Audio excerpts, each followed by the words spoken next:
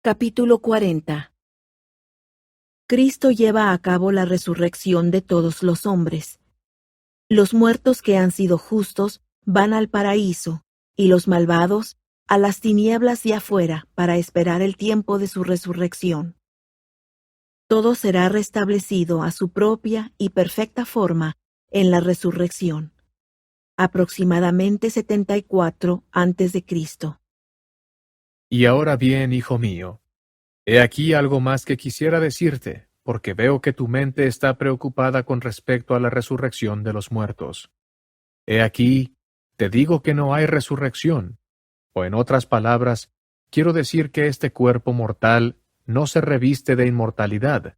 Esta corrupción no se reviste de incorrupción, sino hasta después de la venida de Cristo.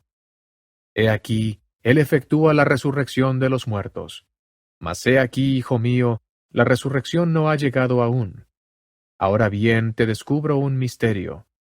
No obstante, hay muchos misterios que permanecen ocultos, que nadie los conoce sino Dios mismo.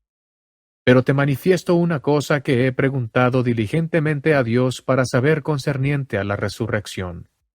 He aquí, se ha señalado una época en que todos se levantarán de los muertos. Mas cuándo vendrá este tiempo, nadie lo sabe. Pero Dios sabe la hora que está señalada. Ahora bien, con respecto a que si habrá una primera o una segunda o una tercera vez en que los hombres han de resucitar de los muertos, nada importa, pues Dios sabe todas estas cosas, y bástame saber que tal es el caso, que hay un tiempo señalado en que todos se levantarán de los muertos. Debe haber, pues, un intervalo entre el tiempo de la muerte y el de la resurrección. Y ahora quisiera preguntar, ¿qué sucede con las almas de los hombres desde este tiempo de la muerte hasta el momento señalado para la resurrección? Ahora bien, nada importa si hay más de una época señalada para que resuciten los hombres, porque no todos mueren de una vez, y esto no importa. Todo es como un día para Dios, y solo para los hombres está medido el tiempo. Por tanto, se ha designado a los hombres una época en que han de resucitar de los muertos, y hay un intervalo entre el tiempo de la muerte y el de la resurrección. Y ahora bien, concerniente a este espacio de tiempo, ¿qué sucede con las almas de los hombres? Es lo que he preguntado diligentemente al Señor para saber, y es acerca de esto de lo que yo sé. Y cuando llegue el tiempo en que todos resuciten, entonces sabrán que Dios conoce todas las épocas que le están señaladas al hombre. Ahora bien, respecto al estado del alma entre la muerte y la resurrección, he aquí, un ángel me ha hecho saber que los espíritus de todos los hombres, en cuanto se separan de este cuerpo mortal, sí, los espíritus de todos los hombres, sean buenos o malos, son llevados de regreso a ese Dios que les dio la vida. Y sucederá que los espíritus de los que son justos serán recibidos en un estado de felicidad que se llama paraíso, un estado de descanso, un estado de paz, donde descansarán de todas sus aflicciones y de todo cuidado y pena.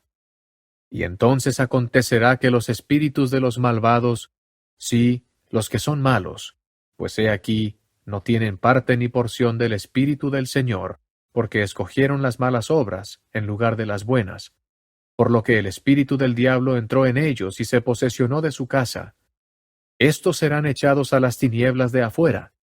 Habrá llantos y lamentos y el crujir de dientes. Y esto a causa de su propia iniquidad, pues fueron llevados cautivos por la voluntad del diablo. Así que este es el estado de las almas de los malvados. Sí, en tinieblas y en un estado de terrible y espantosa espera de la ardiente indignación de la ira de Dios sobre ellos. Y así permanecen en este estado, como los justos en el paraíso, hasta el tiempo de su resurrección. Ahora bien, hay algunos que han entendido que este estado de felicidad y este estado de miseria del alma antes de la resurrección era una primera resurrección. Sí, admito que puede llamarse resurrección el levantarse del espíritu o el alma, y su consignación a la felicidad o a la miseria, de acuerdo con las palabras que se han hablado. Y he aquí, también se ha dicho que hay una primera resurrección, una resurrección de todos cuantos hayan existido, existen o existirán hasta la resurrección de Cristo de entre los muertos. Ahora bien, no suponemos que esta primera resurrección de que se ha hablado en estos términos sea la resurrección de las almas y su consignación a la felicidad o a la miseria. No puedes suponer que esto es lo que quiere decir. He aquí te digo que no, sino que significa la reunión del alma con el cuerpo, de los que hayan existido desde los días de Adán hasta la resurrección de Cristo. Mas si las almas y los cuerpos de aquellos de quienes se ha hablado serán reunidos todos de una vez, los malos así como los justos, no lo digo. Bástame decir que todos se levantarán, o en otras palabras, su resurrección se verificará antes que la de aquellos que mueran después de la resurrección de Cristo. Y no digo, hijo mío, que su resurrección venga al tiempo de la de Cristo, mas he aquí, lo doy como mi opinión, que las almas y los cuerpos de los justos serán reunidos al tiempo de la resurrección de Cristo y su ascensión al cielo. Mas si esto sucederá al tiempo de la resurrección de Él o después, no lo digo. Pero esto sí digo, que hay un intervalo entre la muerte y la resurrección del cuerpo, y un estado del alma en felicidad o en miseria, hasta el tiempo que Dios ha señalado para que se levanten los muertos, y sean reunidos el alma y el cuerpo, y llevados a comparecer ante Dios, y ser juzgados según sus obras. Sí, esto lleva a efecto la restauración de aquellas cosas que se han declarado por boca de los profetas. El alma será restaurada al cuerpo, y el cuerpo al alma. Sí, y todo miembro y coyuntura serán restablecidos a su cuerpo. Sí, ni un cabello de la cabeza se perderá, sino que todo será restablecido a su propia y perfecta forma.